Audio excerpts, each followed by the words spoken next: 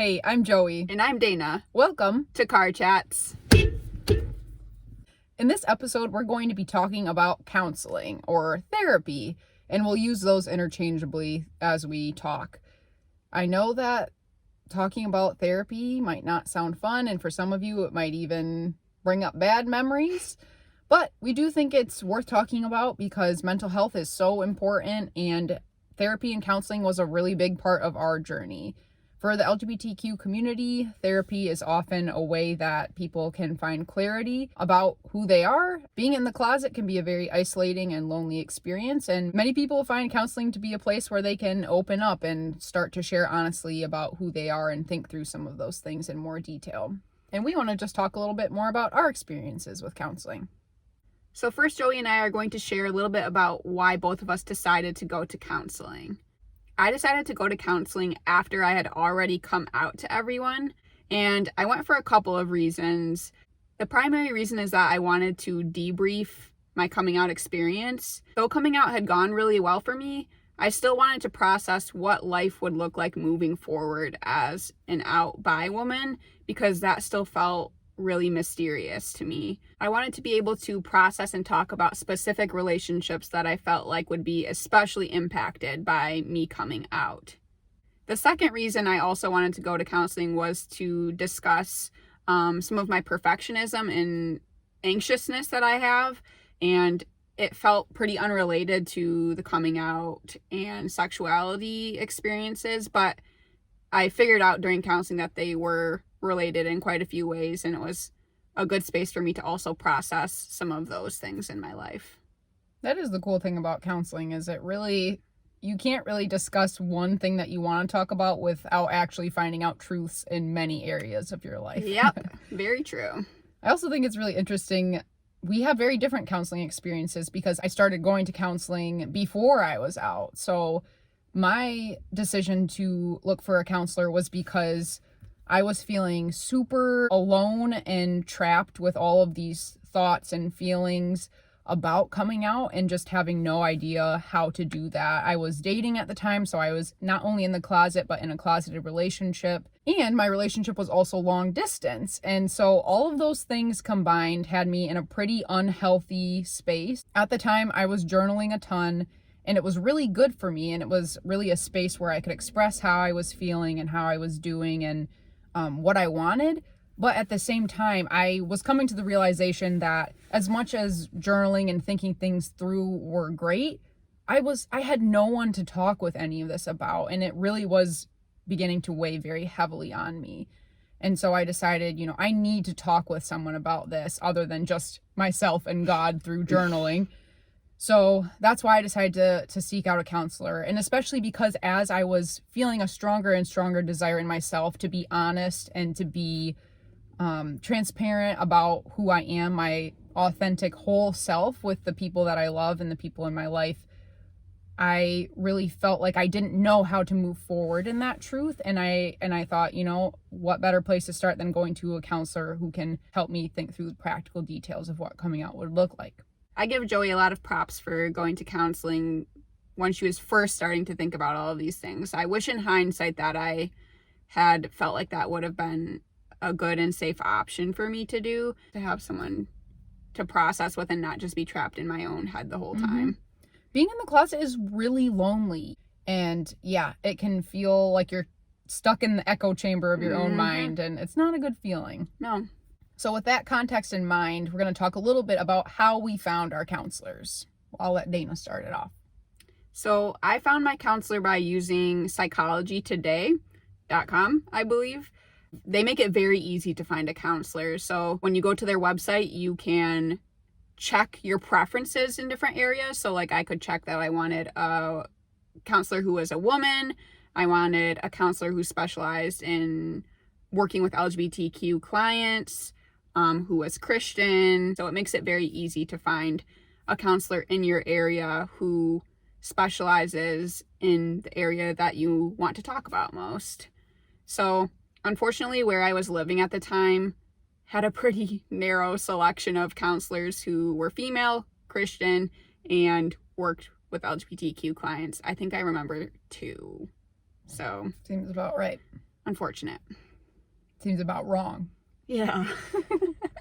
In the grand scheme of things, it was relatively easy for me to find a counselor as well, although I had a slight hiatus in my journey to finding my counselor. My work offered this program where you could get 5 free therapy sessions by going through this specific agency that they partnered with. So I made a whole plan and I called the number and I had to do sort of an intake, and it was the first time I had told someone about what was going on. So I was like, I'm gay, but I'm not out, and my girlfriend lives far away and I'm sad and I don't know what to do and I want to come out, but I don't know how. And I just remember the lady being like, oh wow, it sounds like there's a lot that you're dealing with. And I was like, yeah, help me. Right afterwards, I remember I looked at the online account that had been created and was like, okay, cool, this seems cool. And then I never heard back from them ever again.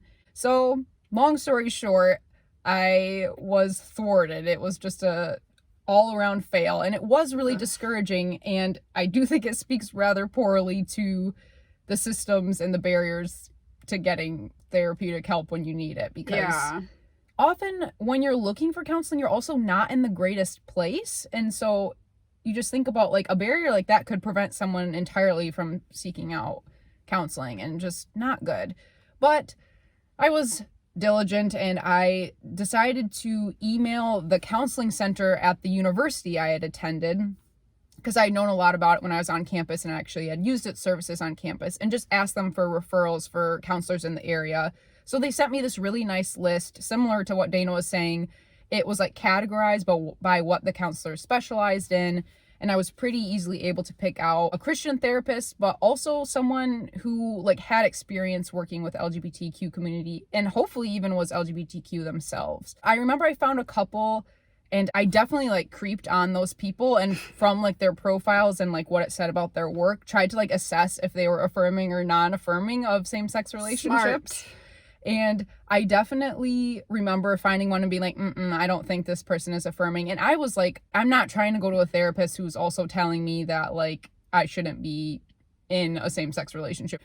So again, I found someone who I was like, I think this person will be a good fit for me. I sent her an email. We got a session signed up, and she was my counselor until currently. I haven't seen her in quite a while, maybe a couple months, but I probably was seeing her weekly or bi-weekly for about a year, and then we switched to monthly for another year. So yeah, coming up this December, it'll be 2 years that I've been working with my counselor, and she's great. Without going into too much detail yet about our counseling experiences, we're just going to give you all a quick rating on a 0 to 10 scale of how our counseling experiences were overall. So 0 would mean a complete disaster, never again. 10 would mean this is amazing, love it, highly recommend to anyone. What would you rate your experience? 9.5. Wow. Nice job. You're? I would probably say 3.5/4. You're being generous. Just say 3.5. 3.2. Let's expand on those ratings now. Dana, why'd you give it a 3.2? So, multiple reasons, but I think the most overarching reason is that, as I told you all, the primary reason I went to counseling was to talk about my experience coming out, my identity as a bi woman, and process some of those things with my counselor. And that is the area that I felt least supported, and at times almost completely unheard or even opposed in some ways. So the reason there are some points and it's not a 0 is because I did do some good work with my counselor in exploring some anxiety that I have and how my perfectionism can bite me in the butt sometimes. How about you, Joey? So overall, 9.5.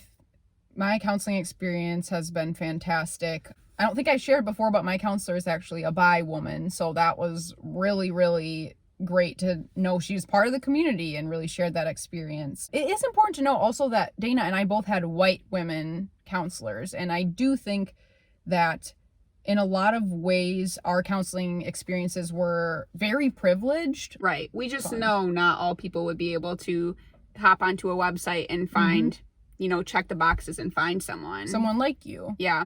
The other big barrier to counseling in an area that we were privileged in is that it's expensive. And we both were in positions financially that we could afford to go to counseling without worrying about having to sacrifice other things. And so that's something that we want to acknowledge as well. To get back to my rating, my 9.5 rating, I had a fabulous experience with my counselor. That's why she's still my counselor. At first it was awkward, it always is, but I think it was like I was not used to talking about it with anyone, and so it felt weird at first to be able to like talk openly. I am definitely a verbal processor in a lot of ways, and so I just found it so helpful to hear my thoughts out loud and also to have her feedback and have her asking good questions that made me think about things in different ways, reframing things for me, helping me to see things as strengths or areas of weakness that I hadn't known before, or hadn't been able to acknowledge at least. So I came to my counselor with the goal of wanting to come out, but had no idea how to do that. And she, like I had hoped, was really able to help walk me through some concrete things that I could do to prepare myself mentally and emotionally for coming out, and then make a plan and be able to do it. I totally attribute me coming out as quickly as I did with how closeted I was to my therapy. Counseling also helped me to uncover some of the truths about my dating relationship that I had not been willing to face or acknowledge, aspects that were unhealthy, areas that I was overlooking for the sake of, making things seem okay in the relationship, but really acknowledging that things weren't okay and that there were a lot of areas that needed to be addressed within my dating relationship.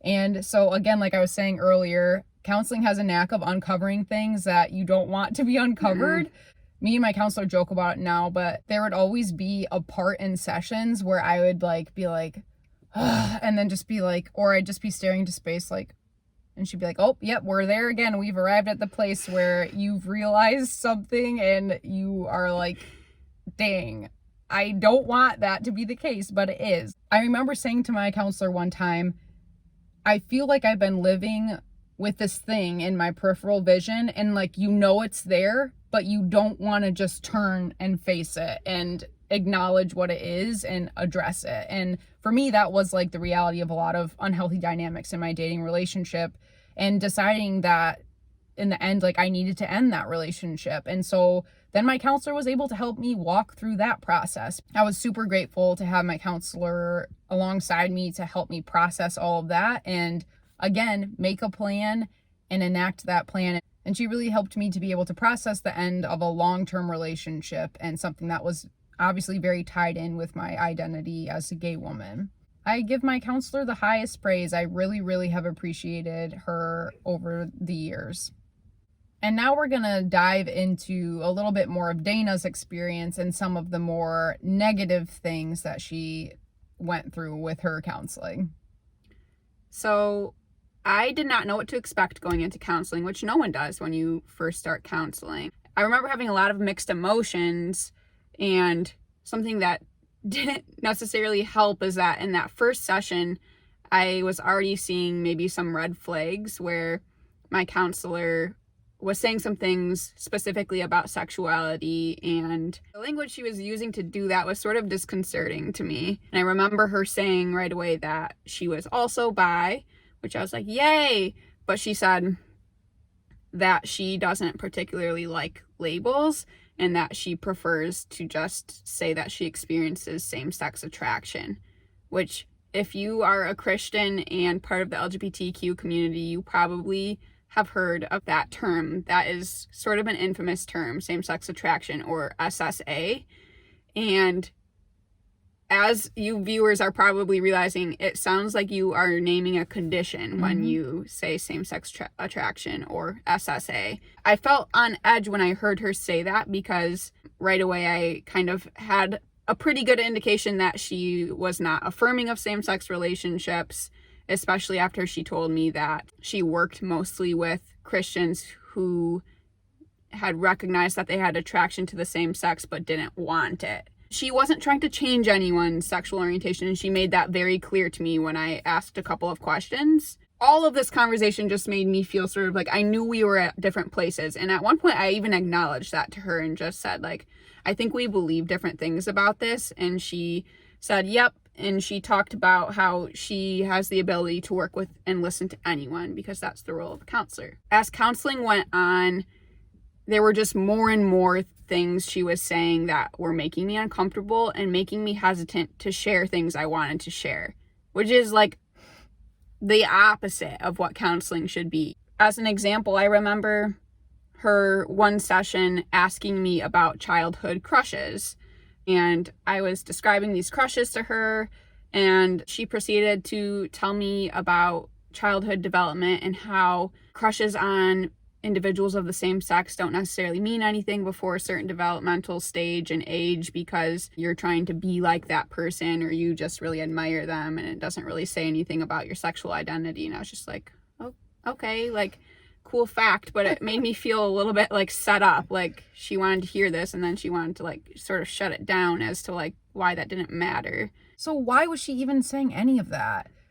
Well, that was a big part of my problem, is that I often felt like we were exploring things that I didn't care to explore. So we spent, and maybe I should have been more straightforward too, but this also has to do with not knowing what to expect or what's normal. So I didn't really know how much to advocate for myself.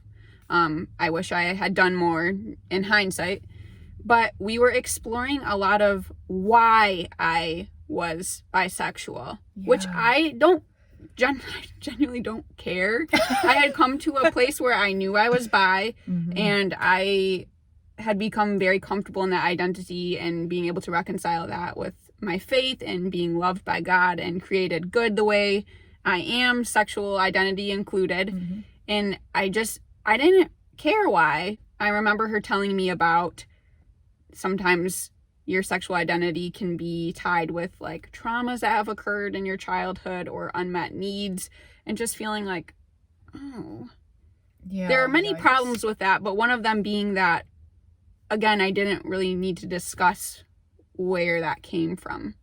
And I think we can pretty objectively say that, like, no shade, but a little shade to this therapist, like, that's not very client-centered therapy. My counselor would rarely give like statistics or facts like that. It was all like just like reframing or feedback or questions on what I was saying. It wasn't her interjecting like her own knowledge or facts, unless it was very relevant to what I was saying, which in this case, it was like, why was she doing that?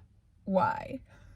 I was reading back in my journal about my counseling experience and thought that this little entry is a helpful look into how my experience was going. Things seemed to go sideways last week in counseling when we began discussing sexuality. Whoops, that's a problem. I left feeling uncomfortable and quite confused. It felt like she was getting me to re-explore my sexual orientation, specifically my attraction to girls. If I even wanted to do that, I would be exploring whether I was attracted to guys, not girls. I don't question that. It's pretty clear from reading that counseling was not going the best, especially when discussing sexuality. I didn't feel like I was being heard, and that I wasn't able to express myself clearly. I wasn't able to bring up everything I wanted to, or to be completely truthful, because I was afraid that she might say something or ask a question that would put me on the spot or make me feel trapped or judged.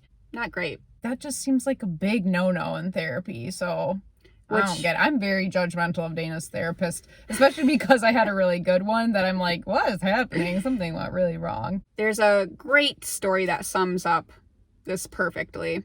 There was a time in counseling where I was describing my first real crush in college, the one I did describe in our video of how we came to know we weren't straight.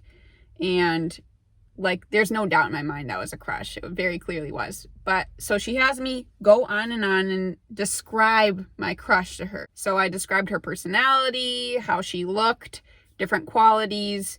And I think I had ended with talking about the things that I found beautiful or attractive about her. And then my counselor responds by asking me, do you think you're beautiful? I still cringe when I think about this. I remember telling Joey about this after the session and her being like, what? Because in this moment, I think I was like, I think I, first of all, stuttered for about 10 seconds. You're like, beautiful. Oh, my.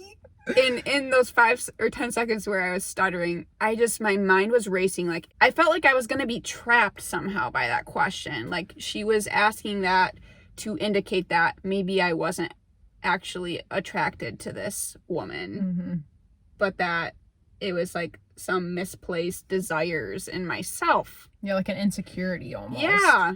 Which, again, I am just stunned by this lady. Honestly, the audacity of these questions. Like, why are you asking that, though? It's not relevant to what you're asking about her crushes. Why are you then just being like, do you think you're beautiful? You're like, we can unpack self-esteem in another session. Like, why? It was so uncomfortable, and I don't do well with being put on this spot. And you, honestly, you should not feel that way. What did you do next after all of these red flags and uncomfortable things happened? Yeah, I'm actually surprised in hindsight that it went on for 4 months that I had counseling with her. The saving grace was the counseling sessions where we didn't talk about sexuality and where we talked about anxiety and perfectionism. That was really good. And then as soon as we started talking about sexuality again, I'd be like, oh, whoops. It got to a point where I felt like I had gotten the benefits of talking about anxiety and perfectionism and some other areas that I had wanted to address, and that I realized I wasn't going to be getting any further clarity or help in processing anything to do with sexuality or my identity as a bi woman. So I said bye. As the scaredy cat that I am, I sent her an email rather than telling her in person that... That's fine. You're paying her for her services. You can cancel them any way you want to. Yeah. I was glad that she was very receptive to me ending and asked for my feedback, which hopefully she is now implementing in her practice. Right. Your therapy sessions should be like a safe place where you feel like you can be open and honest, and you don't feel like you also have to be like correcting your therapist and like True. doing their job for them. Let's get on to the next question. What is it? It's what were our key takeaways from our counseling experience.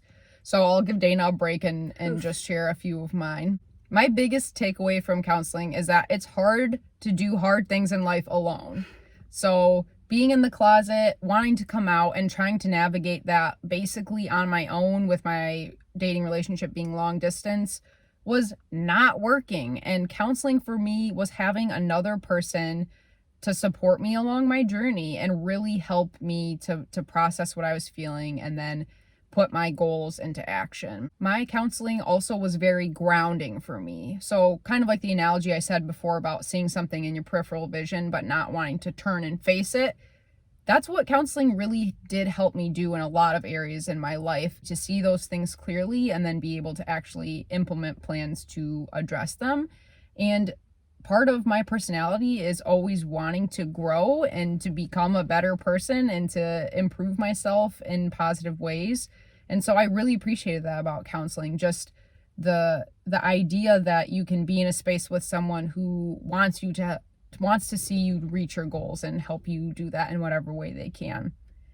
And I will have to say, those frustrating but amazing moments when you realize a hard truth about something in your life are one of the greatest joys to me about counseling. Sometimes it really was like, oh, this is the worst. Like, why do I have to know this now? Because that means I have to do something about it. But there's nothing better in life than to realize something really important that you can then implement, or that you can then be like, okay, this is something I need to work on. This is something I need to change. And if I can do that, I'm going to be a better person moving forward. So yay, counseling. And what are your key takeaways? So mine sound a little more Debbie Downer. Dana Downer.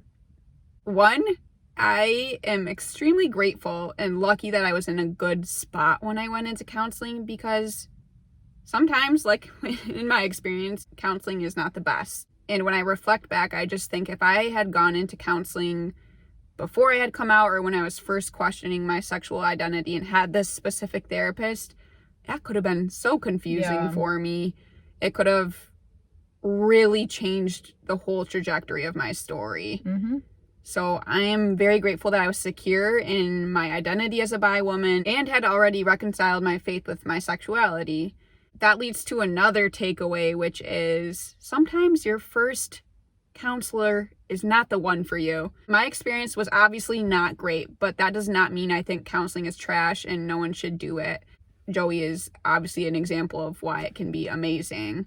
I think it just goes to show that sometimes the first counselor you find and meet with is maybe not the one meant for you. In summary, having a good relationship with your counselor is very important, and it might be a process to getting to that counselor that you do build a good and solid relationship with. Dana and I are big counseling advocates, and we understand that there are barriers to getting to counseling. We understand that not every counseling experience is necessarily a super beneficial or positive one, but we can both acknowledge that there are major benefits from going to counseling.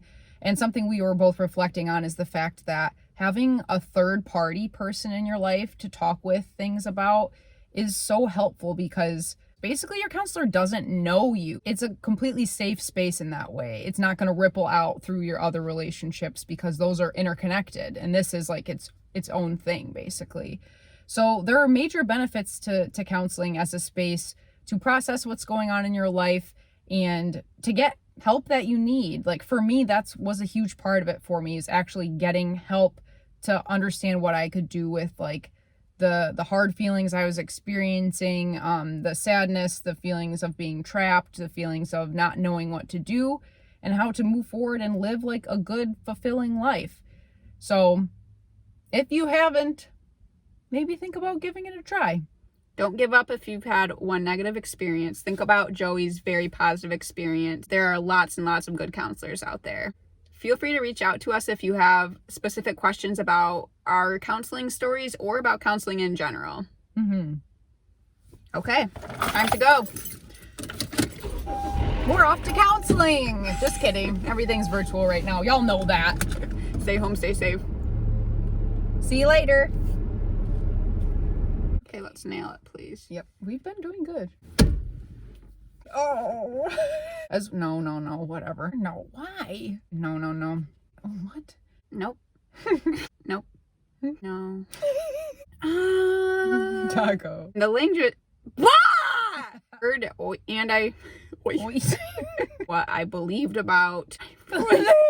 So in that way, counseling was. Well, they're not going to us. Come on. It seems like he ran over to our side, actually. Really? I don't know where else he went. He started running this way. We did get a package.